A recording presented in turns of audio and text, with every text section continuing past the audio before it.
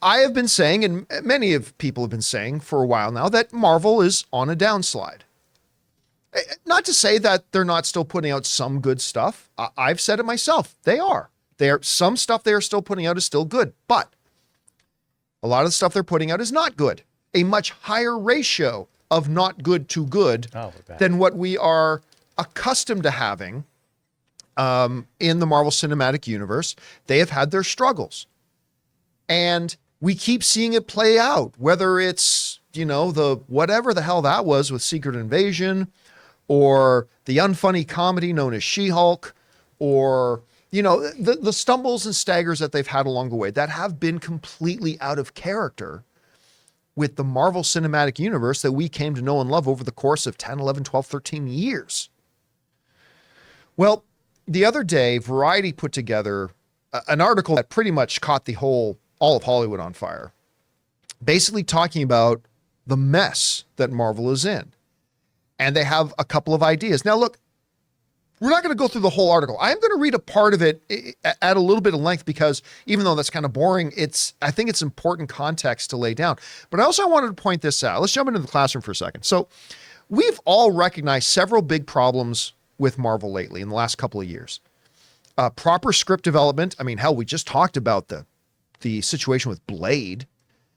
Proper pre-production has not been happening. Massive visual effects problems. Disjointed MCU story flow, post-production stress and timelines, and mediocre product. I mean, this is just kind of highlighting in bullet form some of the things that all of us as film fans have been recognizing that is a problem. And what I believe is the actual source of all of it. There are many, many problems, but I believe there is one source to it. Let's jump into some excerpts here from the Variety article. Okay, I'm going to read some of this a little bit at length because I think it sets a really good stage. This comes from the Variety article. Part of it says, replicating that kind of phenomenon, they're talking about listen, bar none, the most successful thing in the history of Hollywood is the MCU. Nothing else comes close. Nothing comes close. I'm not saying nothing comes close in the terms of quality. I'm saying nothing has come close in terms of success. Nothing ever has, and nothing ever will. And it's with that context that they go on to write, replicating that kind of phenomenon is never easy. However, the source of Marvel's current troubles can be traced back to 2020. That's when the COVID pandemic ushered in a mandate to help boost Disney's stock price with an endless torrent of interconnected Marvel content for the studio's fledgling streaming platform, Disney+. According to the plan, there would never be a lapse in superhero fare, with either a film in theaters or a new television series streaming at any given moment. This sounds like something I've been talking about for the last couple of years, but we'll get to that in just a second. The article continues. But the ensuing tsunami of spandex proved to be too much of a good thing, and the demands of churning out so much programming taxed the Marvel apparatus. Moreover, the need to tease out an interwoven storyline over so many disparate shows, movies, and platforms created a muddled narrative that baffled viewers. What's that? Oh, no, that's fine. It's fine. Here's the problem.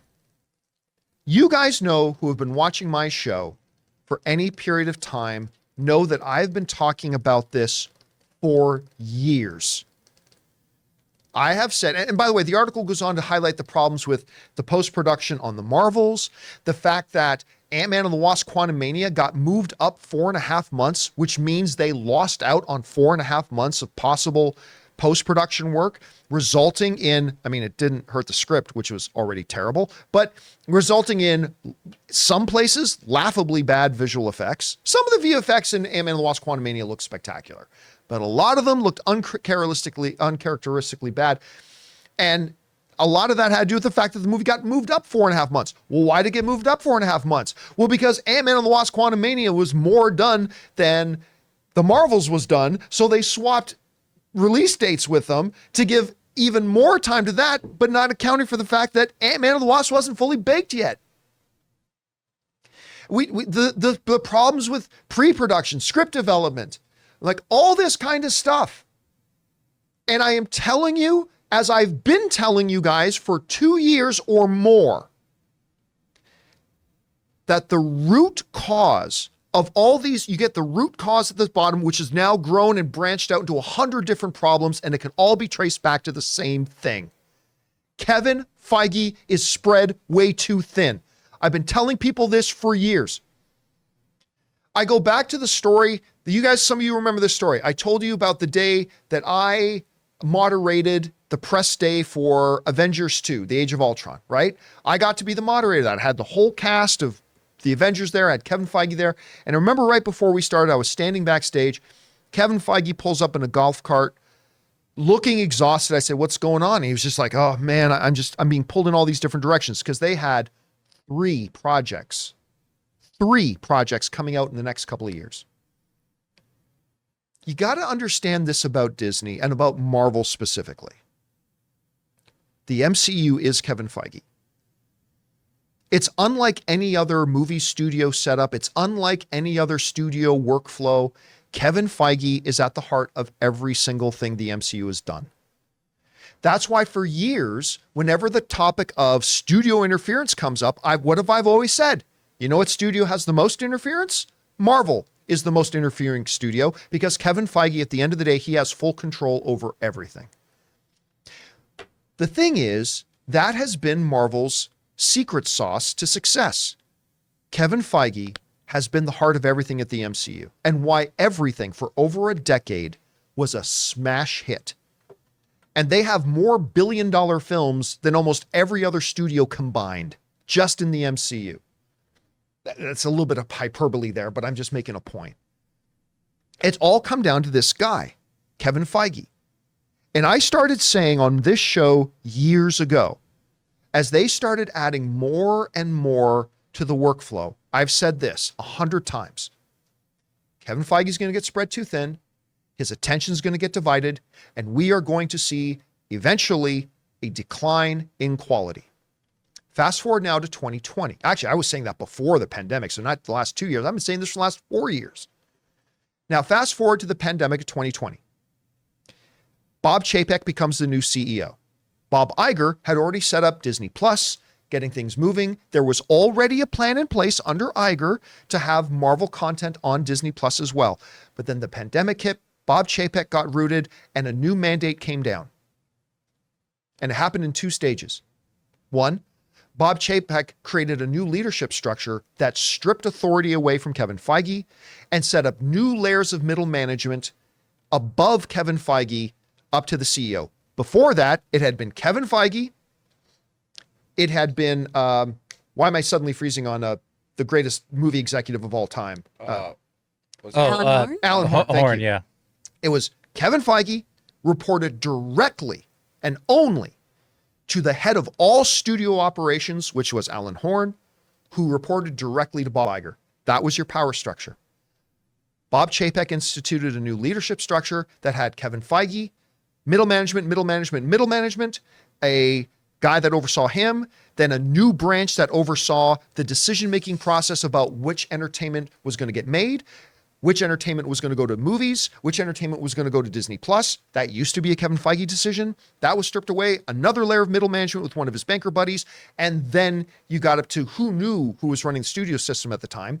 And then came the second part, a mandate from Bob Chapek down that we needed to flood Disney Plus with new projects. There were already MCU projects that were going to go to Disney Plus. But suddenly there was a lot more. And it wasn't Kevin Feige's decision. And that we needed more. And I want to go back to this thing in this report here that I have up in the classroom. It says, according to the plan, this came down from Chapek directly. There would never be a lapse in superhero content with either a film in theaters or a new television series streaming at any given moment. This made the fundamental mistake of assuming that this was just a studio operation like any other studio operation. With the head of your studio, multiple executive producers, overseeing different projects at different times. But that's never what made the Marvel Cinematic Universe work.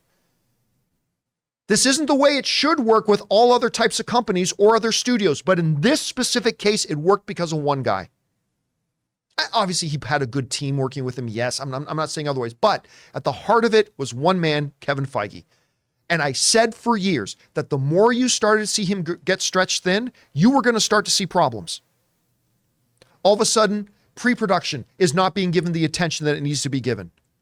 All of a sudden, script development is not, you're now having scripts that get developed for like 6 months until finally they get in front of Feige's eyes or one of his main lieutenants to go, this is not good. What do you mean Blade is the fourth most important character in a Blade film? Come on. Or what do you mean She-Hulk doesn't have her first transformation shown until episode 8?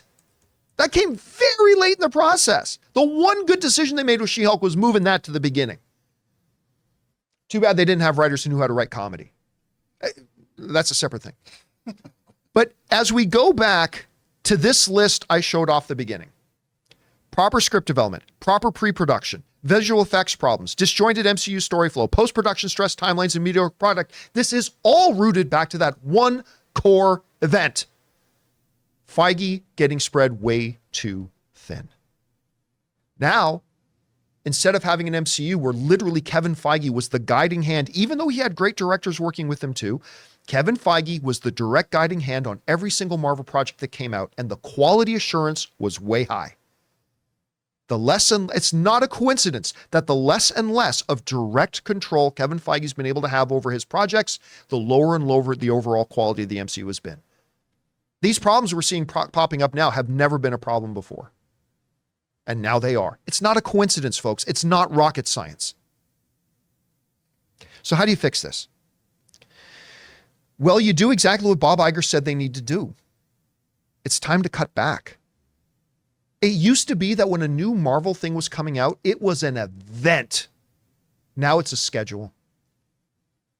When WandaVision was coming out, before we had any other Disney Plus TV shows, it was the first thing we had in a while. Blah, blah, blah. That was must-see TV. That was an event. But there's so much MCU now that it's just a schedule. There's no more event of it. And it would still be fine if every single thing that was coming out knocked it out of the park, but it's not because of all those other problems that come from the same root problem. And so not only is it just a schedule, it's not even a schedule we're looking forward to all that much. I'm looking forward to seeing the Marvels, but ask me if I'm excited about it. Are you excited about it? I'm not, as a matter. Thank you for asking, Jonathan. As a matter of fact, I'm not excited. I'm not excited. Why? Because too much of Marvel's product lately has been mediocre. Some of it's been great. Some of it, yeah, it has. But a way higher percentage of it has been not great than I'm used to it having. Now I just don't know what I'm going to get. When it used to be, when we would go into a Marvel movie, we expected greatness. We knew we were about to have a great time. And knowing you're about to have a great time sent hype levels and enthusiasm levels and all that kind of stuff through the roof. We no longer expect it. Now we hope for it. Catch that difference. We don't expect that great time anymore. Now we hope we get it because we don't know that we are. I'm going to go in to see the Marvels maybe Monday. Me too, maybe. And I'm going to hope it's great. I think it has a chance to be good, but I don't know that it's going to be good. Marvel hasn't given me enough to truly believe that it's going to be good. And I've been saying that for years. And now here we are. Guys, we want to take a second to thank a sponsor of this video, Vessi. Now, you guys know I'm not exactly the most fashion conscious guy in the world, but I love a great pair of shoes that are comfortable and I can wear almost anywhere. And growing up in Canadian winters when my feet got wet a lot, waterproof would be nice too. Enter Vessi. They make the claim that they're not just fashionable and super comfortable, they're also waterproof. Now, you guys remember, when I got my first pair of Vessis, I put them to the ultimate waterproof test. I actually stuck my foot in my pool, my feet stayed dry, and the shoes stayed dry. Incredible. And they're the most comfortable pair of shoes I ever owned. Well, that made me want another pair. So I got another pair of Vessis that look great and just equal that world-class comfort that I got from that first pair of shoes. They are absolutely my favorite shoes that I've ever owned. Imagine your favorite sneaker style supercharged with waterproof technology and unmatched comfort. No matter how you like to stay active, Vessi has the shoes for you. Trail-ready high tops, effortless slip-ons, and classic court shoes, all with a waterproof twist. They are just as comfortable and stylish as your favorite sneakers, but even more versatile. So guys, if you're anything like me and you want the most comfortable pair of shoes that look great, that you can take out hiking, wear to work, go to the gym, or walk through the water and snow, go to Vessi.com/Campea and get yourself a pair today. Go to Vessi.com/Campea and get 15% off your order using the code Campea. Anyway, I could literally talk for the next 2 hours about this. But Chris, those are kind of the highlights. You read the Variety article. Yeah. It's a relatively short article with a world of stuff to unpack. Yes, which some things did get retracted when it was like Disney said that this isn't true, this thing isn't true, but still, it's a lot of chaos and nonsense. Yeah, there's a lot in there. Anyway, what's your overall perspective of this whole thing? I mean, to echo what you were saying, it's been such a quantity over quality problem, and we've been saying this for ages, right? Just because you can make the content doesn't mean you should. Yeah. And it's a lot of the same ways the problem with streaming right now, too, as a whole, or media consumption as a whole. It's too much content.